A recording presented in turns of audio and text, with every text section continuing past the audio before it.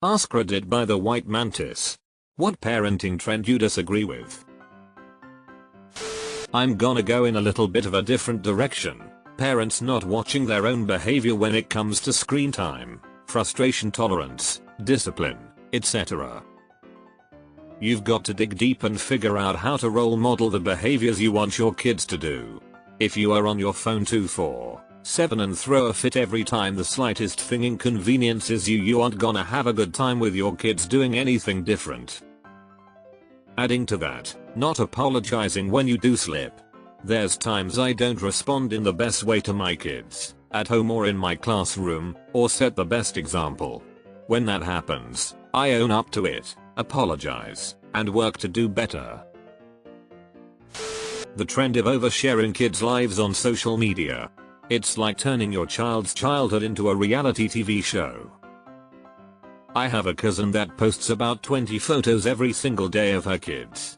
I've met these kids maybe once in real life, but I know everything about them just because of FB. Never saying no to your child. I work at a children's healthcare center. The kids we see have chronic conditions that require them to do this daily treatment, and a lot of them don't like the treatment. You would not believe the number of parents just kind of shrug and tell us their kids never do their treatments because they don't like it. Like, what do you mean? Of course they don't like it, they don't understand long-term consequences yet. You're the parent. Tell them no, they can't just skip treatment. Making your child's entire identity revolve around their extracurricular activities. Let them be kids, not robotic machines for your bragging rights. Adding to that, boredom is underrated. Let your kid have an inner life. Not, sensibly, challenging their comfort zone. How are they supposed to grow self-confidence when they are never challenged? I guess this is kinda specific, but my son is autistic, so it applies to me. I hate the autism mom thing. The t-shirts, the unsolicited advocacy, it seems like an attention-seeking thing to me. My kid has autism, ADHD, and anxiety, and it takes approximately 5 seconds of being around him to notice. I will fight for him always, of course, but I won't use him as a badge either. I won't hide his diagnosis from him, but I won't let him use it as an excuse either.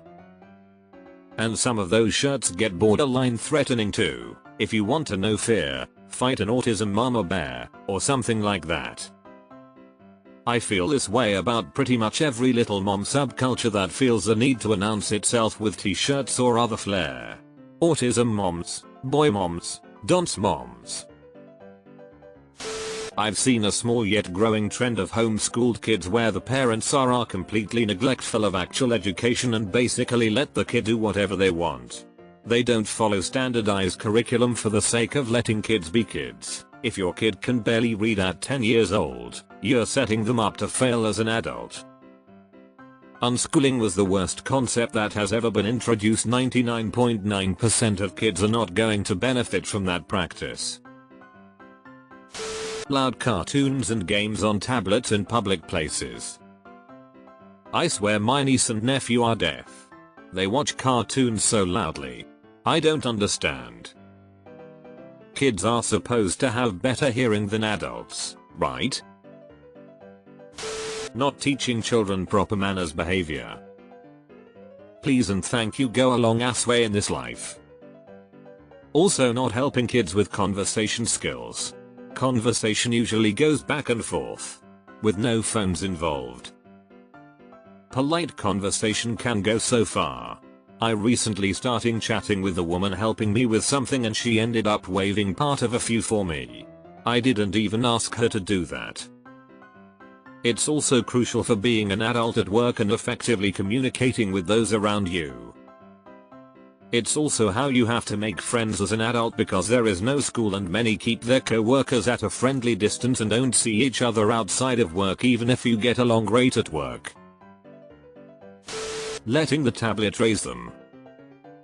It's crazy how many parents try to defend this. What am I supposed to do?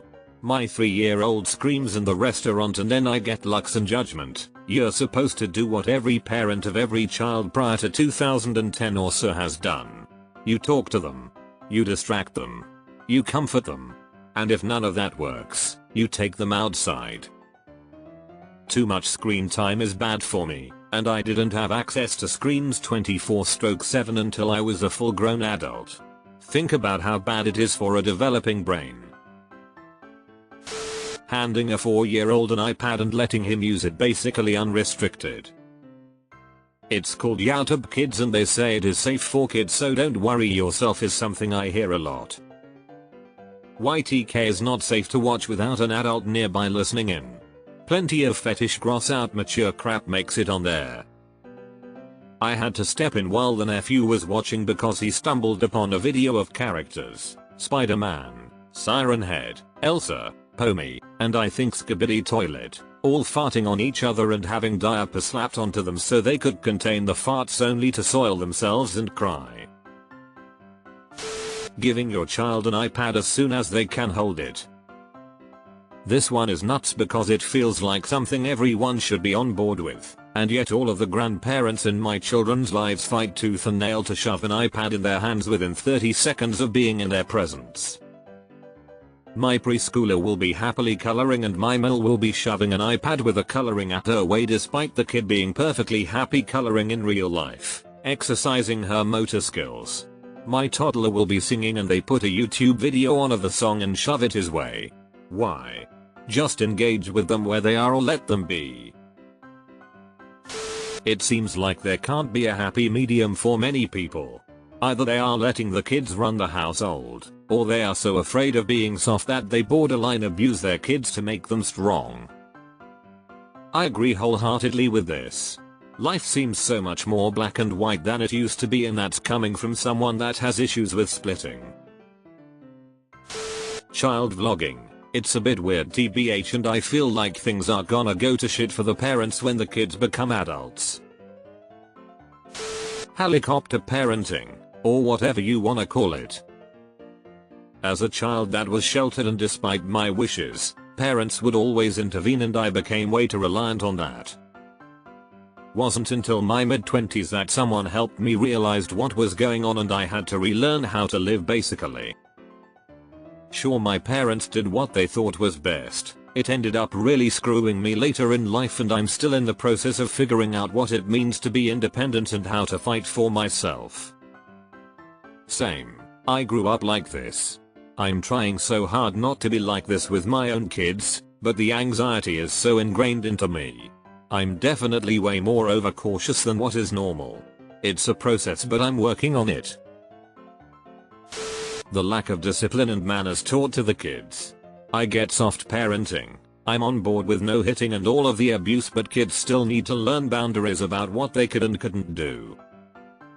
It's the difference between gentle parenting and permissive parenting, I think. Gentle parenting means you treat your child with respect. Permissive parenting means you don't discipline your child ever, which makes them unable to deal with consequences in the future. Giving your kid a tablet as a substitute for attention. I hate when people dress up their baby girls in outfits a woman should be wearing. Like there are little girls' outfits that are adorable and meant for a little girl. But no little girl should be wearing a bodysuit and ripped jeans or a crop top and low-rise bill bottoms. It gives me the creeps. The booty shorts, knee boots, and crop top combo on the 7-9-year-olds never cease to shock me. Always the girls too. Most of the boys just wear normal shit. If it's from Korea, it's the trend of putting their kids through private education to the point where they have no life beyond school and education. If they manage to get into uni college, they have no idea what they are doing with their lives. Their parents have controlled every aspect of their lives since birth, so when they are an adult, they don't know how to make any life decisions on their own. Life goal? Career goal? It's whatever their parents would want them to do. To Korean parents, kids are an extension of themselves. I'm sure other cultures can relate to this phenomenon. As someone who's been living and teaching in Korea for 15 years now, I wholly agree. I see so many kids become stressed and burnt out because of the study culture here. A few friends of mine are married and have kids. They've stated that once their child gets to be school aged, they're going to either leave career or just not do the after school academy shit. If I get married and have kids, I'm 40, so it's less likely on the kid part. I will hope my wife agrees to not follow career's high stress study culture bullshit. Lawnmower parenting. Not only do they hover over their kids, they mow down anyone who does something they don't like. They're the "you can't wear that shirt where my kids might see it and you better allow my child into this 21 plus establishment but not show them anything inappropriate" type. Any access to devices like iPads, phones, etc. Toddlers do not need to be on YouTube. Toddlers do not need to be on TikTok. Sharing every aspect of your child's life on social media. Giving into every whim, tantrum, complaint. Ugh, my 2-year-old cousin watches TikToks. That's a hard no for me. Deleted. That reminds me, a few years ago when I was still reading mom blogs, and people wanted to shield their kids from every sad thing in movies, including Disney movies. You know how hard it is to find a Disney movie where no one dies? Most Disney characters have lost someone at some point, usually a mother and/or father. Some of the parents were like, "Oh no, Aladdin is too sad because Jasmine doesn't have a mother and feels sad in her palace. I don't want my kids to see that." Dude. Dude. Your kid will face death and sadness at some point in their life. Give them the opportunity to know about it, think about it, feel it within the safety of fiction, and ask questions about it. You're doing your children no favors. I want to know where those kids are now. I tell my kids no. What happened to me as a kid is I got false hope. My mom would do the whole "well, see" instead of saying no. Or maybe next time, then next time I was disappointed. The sad beige mom trend. If you want to make the rest of your home sad and beige, that's up to you. But my god. Please let your child's nursery have some color for their own development and well-being. Have you seen the Werner Herzog sad beige clothes for sad beige children Instagram? Hilarious. Not letting your children be inconvenienced or uncomfortable. Overprotection maybe. This statement excludes any form of abuse. It's sad I have to note that, but it's the internet. Kids need to learn how to manage life not revolving around them. And they can't learn what they are not exposed to.